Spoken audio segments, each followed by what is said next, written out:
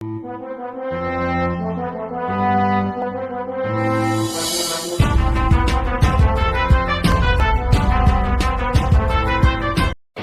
की स्टार्टिंग में हम देखते हैं ये एक जादुई दुनिया है।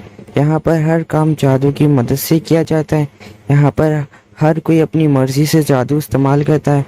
यहाँ के लोगों के लिए जादू एक आम हिस्सा है और इस दुनिया में कुछ ड्रैगन्स भी रहते हैं। हमें यहाँ पर कुछ हिरन दिखाए जाते हैं जो काफ़ी ज़्यादा हैरान होते हैं क्योंकि उन्होंने हमारे मेन कैरेक्टर को ट्रेनिंग करते हुए देख लिया होता है। हमारा मेन कैरेक्टर कहता है इतनी मेहनत के बाद क्रीम पफ खाने में एक अलग ही मज़ा आता है, ये बहुत ही ज़्यादा बढ़िया है। मेरा नाम रैंग्रो है। मेरे जवानी के दिन कुछ ज़्यादा बढ़िया नहीं है। मेरी उम्र 75 साल है और मैं अपने बेटे के साथ बाकी लोगों से काफ़ी ज़्यादा अलग रहता हूँ। इसकी एक खास वजह है पर मैं आपको बाद में बताऊंगा। जब भी गेट बहुत तेज़ी से हिलने लगता है, गेट को टूटता हुआ देखकर रैंग्रो काफ़ी तेज चिल्लाते हैं। जब भी दादू मुझे माफ़ कर दीजिए, मुझे नहीं पता गेट किधर की साइड खोलेगा। बेटा मैंने तुम्हें कल ही तो बताया था कि डोर पीछे की साइड खोलेगा। तुमने ये क्या किया? तुमने दोबारा गेट तोड़ दिया। दादू मुझे माफ़ कर दीजिए, मैं इसे ठीक कर देता हूँ अभी। इसे अपनी गलती का एहसास है। और मास गेट को ठीक करने लगता है। दादू जब भी चिल्लाते हैं ये तुम क्या कर रही हो? तुम उसे ऐसे क्यों मार रहे हो? वो टूट जाएगा। ऐसा करना बंद करो मास, प्लीज बंद करो। उसे सीधा करो वरना वो टूट जाएगा मास। पर दादू मैं इसे सही करने की कोशिश कर रहा हूँ। पर जब भी गेट टूट जाता है, दादू मुझे माफ़ कर दीजिए। मास जो तुमने किया है तुम्हें इसकी सजा तो मिलेगी। तुम्हें सुबह वाली ट्रेनिंग दोबारा करनी होगी बेटे। ठीक है दादू, पर आप मुझे दूसरे लोगों से इतना दूर क्यों रखते हो? बेटा इसकी एक खास वजह है, मैं तुम्हें ये नहीं बता सकता। पर रैंग्रो अपने मन में कहता है तुम जादू इस्तेमाल नहीं कर सकते और इस देश में जो जादू इस्तेमाल नहीं कर सकता वो एक क्रिमिनल है। मैं तुम्हें फिर कभी बताऊंगा मास, अभी मैं थोड़े काम से बाहर जा रहा हूँ। ठीक है दादू, मैं घर का ध्यान रखूंगा, आप बेफिक्र होकर जाइए। मास मैं तुम्हें दोबारा बता दूं कि गेट अंदर की साइड खोलना वरना तुम दोबारा दरवाजे को तोड़ दोगे। और हाँ, यहाँ से बाहर मत जाना और शहर में तो बिल्कुल भी मत जाना, ठीक है? मास रैंग्रो को जाते ही क्रीम पफ का पोस्टर पकड़ता है और शहर की तरफ जाने लगता है। उसे क्रीम पफ खरीदने थे। वो कहता है मुझे माफ़ कर दीजिए दादू। मास शहर में आ जाता है और वो हर तरफ देखने लगता है। तभी वो नोटिस करता है कि हर कोई अपना काम जादू की मदद से कर रहा होता है, चाहे वो कोई भी काम हो। मास कहता है यहाँ पर हर कोई अपने छोटे से छोटे काम के लिए जादू का इस्तेमाल कर रहा है। और वो क्रीम पफ की दुकान पे आ जाता है। मैं आखिरकार पहुँच ही गया, अब मुझे क्रीम पफ खरीदने से कोई नहीं रोक सकता। क्या मुझे कुछ क्रीम पफ मिलेंगे? शायद मैंने कुछ ज़्यादा ही तेज़ से अपने मुट्ठी को बंद कर लिया। क्या इसने अभी क्या कहा? इसने ये अपनी मुट्ठी से किया है? मास उन कॉइन्स को ठीक करने लगता है और ना थोड़ी देर बाद ठीक कर वापस दुकानदार को दे देता है। जिसे देखकर दुकानदार काफ़ी ज़्यादा हैरान हो जाता है और वो काफ़ी तेज चिल्लाता है। मास के चेहरे का कपड़ा उड़ जाता है जिसे देखकर सभी लोग हैरान हो जाते हैं और वो मास के चेहरे पे किसी भी तरह का निशान नोटिस नहीं करते।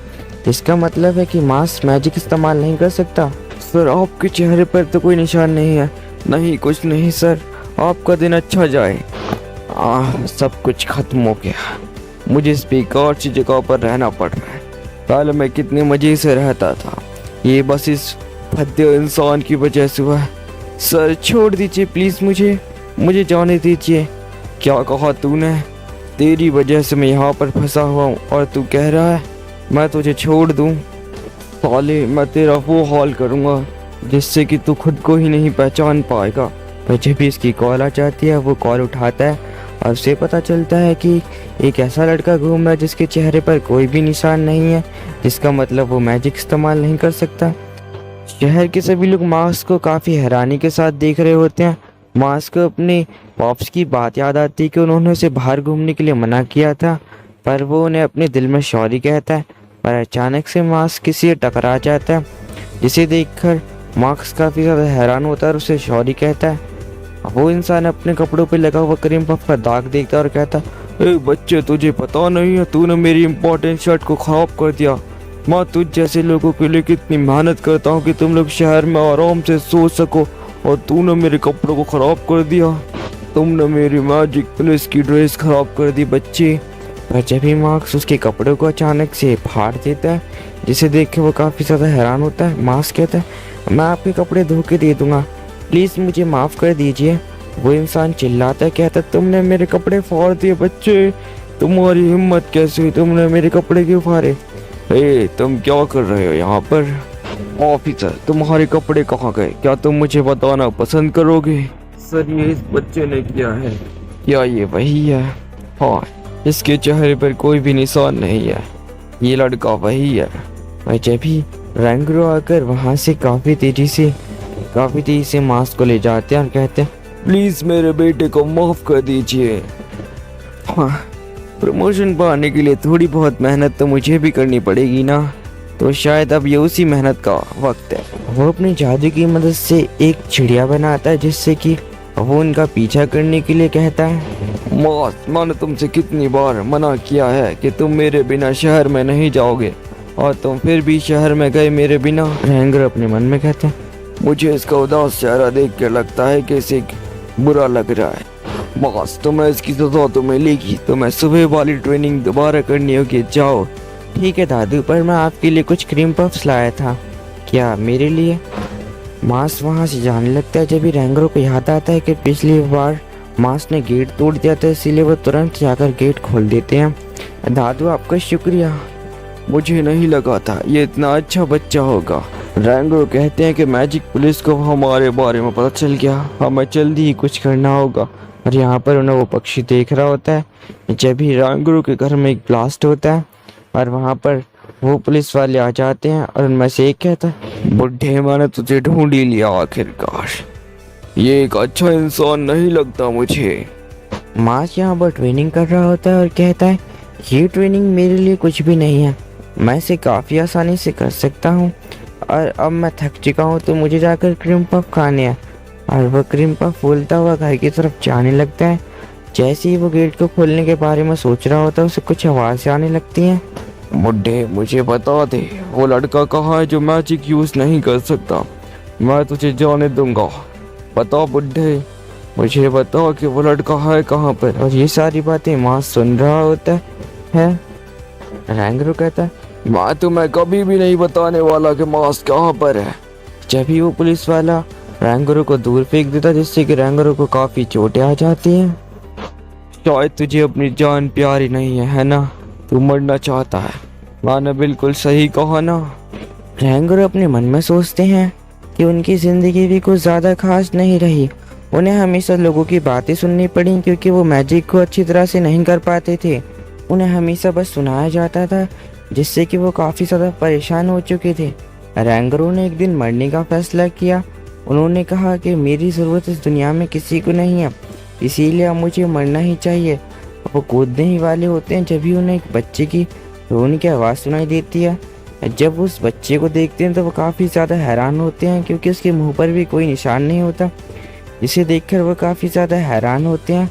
वो कहते हैं शायद इस दुनिया में मेरी ज़रूरत किसी को है, मैं तुम्हें अपने बेटे की तरह प्यार करूंगा, तुम चिंता मत करो मेरे बेटे। वो बच्चा हंसने लगता है, जिसे देख के रैंगरो काफ़ी ज़्यादा खुश हो जाते हैं और उसके साथ रहने का फैसला करते हैं। जब भी रैंगरो चिल्लाते हैं भागो बेटे, मॉस भागो यहाँ से, भाग जाओ मॉस। पुलिस ऑफिसर कहता है अबे तू पिटना चाहता है कि ले मर साले, तेरी यही औकात है। और वो उसे मारने लगता है। बुड्ढे तुझे कुछ ज्यादा ही चर्बी चढ़ी है। और वो पुलिस ऑफिसर रैंगरो को काफ़ी ज़्यादा मारता है, जिससे कि रैंगरो काफ़ी ज़्यादा जख्मी हो जाता है। रैंगरो हार नहीं मानते और वो मास को भागने के लिए कहते हैं अबे तू मरना चाहता है क्या?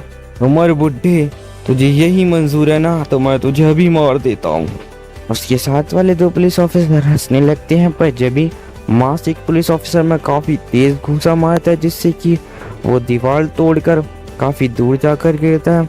इसे देखकर वो दोनों पुलिस ऑफिसर काफ़ी ज़्यादा हैरान हो जाते हैं। मास कहता है शायद अब तुम्हारा मरने का वक्त आ चुका है।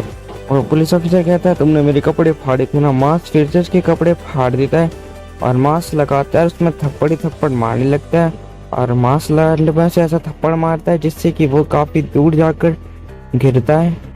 बेटे मास, तुम यहाँ से भागे क्यों नहीं? दादू मैं आपको छोड़कर ऐसे नहीं भाग सकता, क्योंकि हम एक फैमिली है ना। मैं यहाँ पर आ गया हूँ तब इन लोगों की खैर नहीं। क्या तू मुझे मारेगा? तुझे लगता है कि तू मुझे मार सकता है? तू जानता नहीं मैं मैजिक पुलिस का हेड हूँ। इसे क्या लगता है इस बच्चे को, क्या ये इसे हरा सकता है? ये बच्चा बस एक बेवकूफ़ है, क्योंकि जिस इंसान का सामना कर रहा है उसका नाम ब्रैड है, जो एक मामूली जादूगर से ज़्यादा पावरफुल है। ब्रैड जिस मैजिक का इस्तेमाल कर रहा है वो बहुत ही ज़्यादा खतरनाक है। इससे एक बार ड्रैगन भी डर कर भाग गया था, तो ये बच्चा क्या चीज़ है इसके सामने। जब भी वहाँ पर एक ब्लास्ट होता है, उस ब्लास्ट के अंदर से मास्क एकदम ठीक बाहर आता है, जिसे देखकर वो ऑफिसर काफ़ी ज़्यादा हैरान हो जाता है। क्या इस लड़के ने मेरा अटैक सिर्फ अपने एक ही हाथ से रोक दिया? ये नामुमकिन है, तो तुम इसका सामना बिल्कुल भी नहीं कर सकते। नहीं ब्रैड, ये तुम क्या कर रहे हो? ये पूरा एरिया तबाह हो जाएगा। मुझे इससे कोई फर्क नहीं पड़ता, मुझे बस इस बच्चे को मारना है। ये ले बच्चे, तू इसका सामना नहीं कर पाएगा। जैसे ही वो अटैक मास्क के मुंह के पास पहुंचता है, मास्क उसे अपने हाथ से दूर फेंक देता है, जो जाकर उस ऑफिसर के सर के पास से निकलता है, जिसे देखकर वो ऑफिसर काफ़ी ज़्यादा हैरान हो जाता है। ऑफिसर काफ़ी ज़्यादा गुस्से में आ जाता है और वो लगातार मास्क पर अटैक करने लगता है, पर मास्क उसके अटैक्स को आराम से रोक दे रहा होता है, जिसे देखकर वो ऑफिसर लगातार अटैक करता है, पर मास्क उन अटैक्स को आराम से रोक लेता है और उनसे खेलने लगता है, जिसे देखकर वो ऑफिसर काफ़ी ज़्यादा हैरान हो जाता है। क्यों ये लड़का तो इससे फुटबॉल खेल रहा है, यकीन नहीं होता। पॉप्स मैं आपकी छड़ी कुछ टाइम के लिए उधार ले रहा हूँ, मैं इसे एक बार इस्तेमाल करने के बाद आपको दे दूंगा। क्या ये लड़का मैजिक का भी इस्तेमाल कर सकता है? मुझे इससे बचना होगा।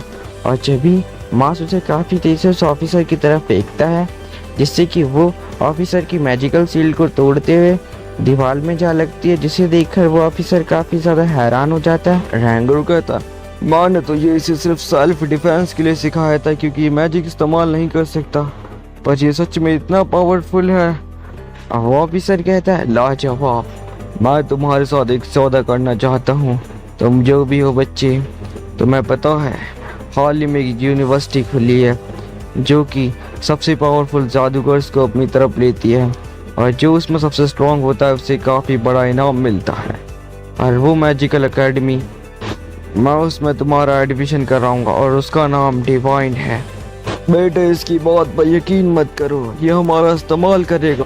मुझे फ़र्क नहीं पड़ता तुम मेरी बातों पर यकीन करो या मत करो, पर तुम्हारे पीछे पूरा देश पड़ जाएगा। अगर मैंने ये एक बार रिपोर्ट मैजिक पुलिस को कर दी तो तुम्हारा जीना नामुमकिन हो जाएगा इस जगह पे। तो जिस बात को सुनकर मास उसकी बात को मान जाता है और दद्दू ये सुनकर हैरान हो जाते हैं। वो कहते हैं, ये तुमने क्या किया मास? पर मास कहता है, दादू मैं आपके साथ रहना चाहता हूँ शांति से पहले की तरह। जिसे सुनकर दादू रोने लगते हैं। यहाँ पर हमें डिवाइन एकेडमी दिखाई जाती है, जो बहुत ही ज़्यादा बड़ी होती है। मास उसे देखते हुए कहता है कि मैं जल्द ही डिवाइन एकेडमी तो मैं जीत लूँगा।